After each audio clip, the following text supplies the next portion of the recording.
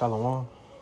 First and foremost, I'd like to give all praises and glory and honor to Yahweh, Bahashem, Yahweh Shai, Bahashem, Makakodash. Double honors to the elders and apostles from Great Millstone for teaching me this truth. And salutations to hopeful elect that you may be sealed. And through the grace and mercy of Yahweh, Bahashem, Yahweh Shai, you may be saved. This is your brother, Makawaya, from the branch of the Great Millstone here in Chicago. And the title of, or the topic of today's video will be idle/slothfulness will only lead to wickedness, which ultimately leads to destruction. And I'm going to start off with this is Ecclesiastes 3, chapter 3 and verse 3. A time to kill, a time to heal, a time to break down, and a time to build up. And right now we're in the time to be building up, not only ourselves in this truth, so we could be able, so we have the strength and mental fortitude to handle the wrath that Esau Edom is going to bring down upon us, but also to be building up the body of the Lord. And that's our job as prophets. We're supposed to be building each other up, sharpening our tools, iron sharpens iron. And you can't do that if we idle and being slothful. The thing is, because if you're idle, you're not moving forward. And if you're not moving forward, you're moving backward. And you're not growing.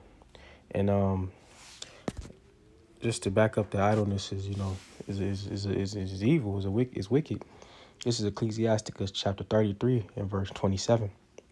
Send him to labor, that he be not idle, for idleness teacheth much evil. Set him to work as is fit for him. If he be not obedient, put on more heavy fetters. And the thing is, it says send him to labor, that he may be not idle.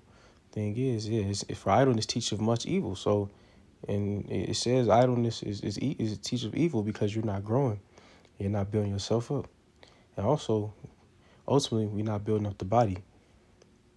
And like I said, faith without works is dead. You can't be idle and being lazy in this truth and expect to be saved. And point blank, period. And I'm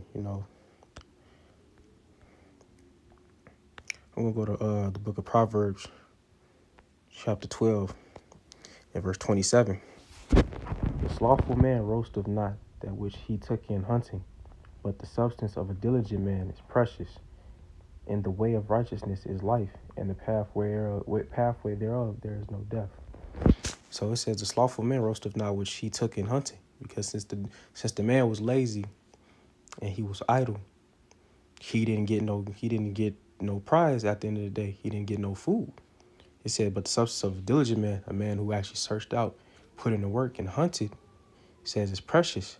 And it says in the way of righteousness is life. So basically the man who put in that work ultimately got the prize.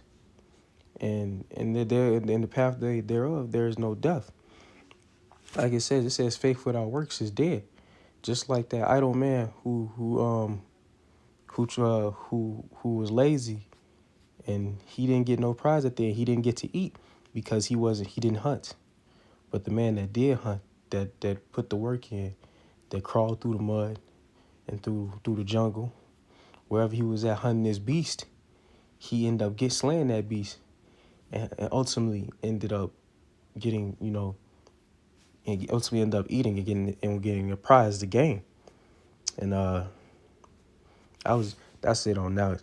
Just to go in on that a little bit. This is I'm gonna go to the book of Hebrews, chapter 6 and verse 12. That ye be not slothful. Actually, I'm gonna start at verse 11. I'm gonna start at verse 10.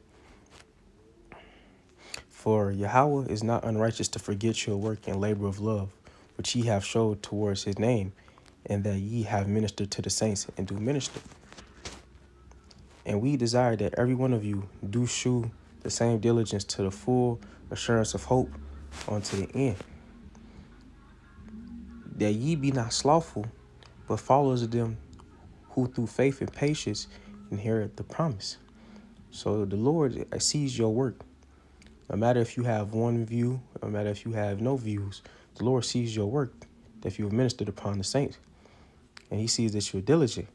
It also in verse, but the point that in verse 12, that ye be not slothful, but the followers of them who through faith and patience inherit promises.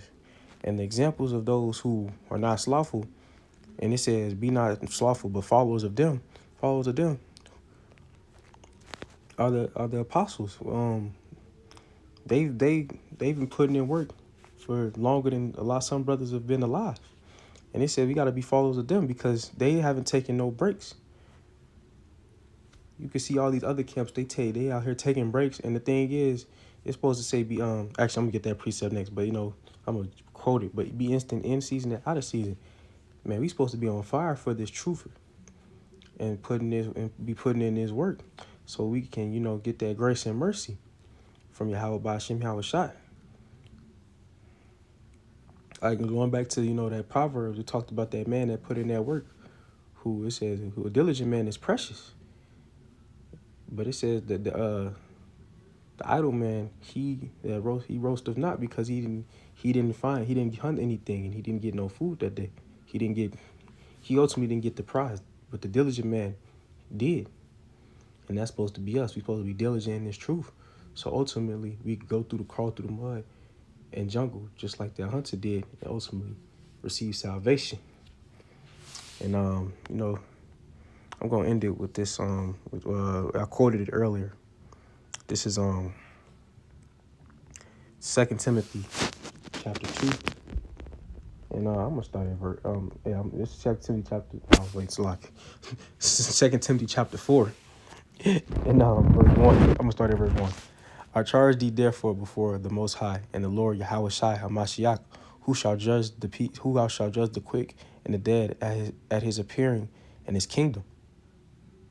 Preach the word, be instant in season, out of season, reprove, rebuke, exhort with all long suffering and doctrine.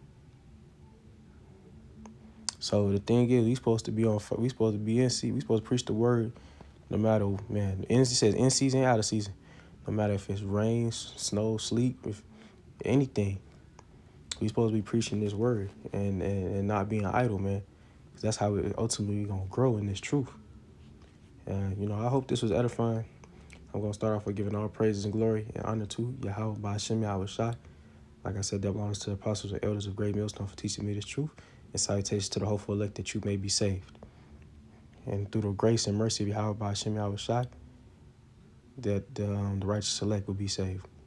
Shalom.